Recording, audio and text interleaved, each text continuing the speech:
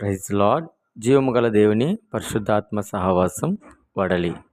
July నెల 23వ తారీఖున ప్రభు వాగ్దానం మన కొరకు.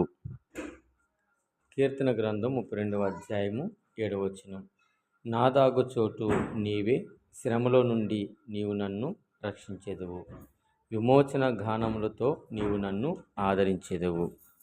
ప్రభు మనకిచ్చిన వాగ్దానం బట్టి ప్రభుని స్తుతించుకుంటూ ఈరోజు గర్భఫలాల కొరకు ప్రార్థన. మహాగుణుడ, మహోన్నతుడా, పరిశుద్ధుడా, ప్రేమగల తండ్రి, నీ పరిశుద్ధమైన నామాన్ని బట్టి నీకు లెక్కలేని కోట్ల కొలది స్తోత్రాలు స్తుతులు చెల్లిస్తూ ఉన్నాం.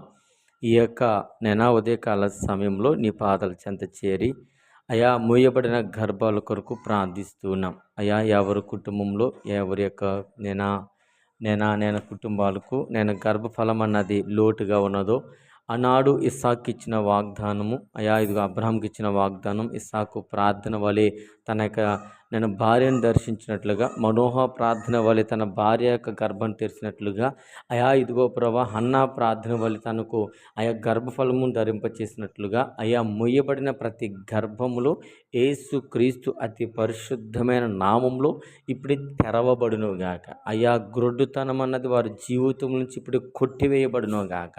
ఎంతోమంది ఎన్నో కుటుంబాలు గర్భఫలాల కొరకు ఎదురు చూస్తున్నారు, ఆ కార్యంలో నెరవేర్చుకుంటారని క్రీస్తు వారి యొక్క మహిదైశ్వర్యములు మా ప్రార్థనలన్నీ మీ పాదాల చెంత సమర్పిస్తున్నాము తండ్రి.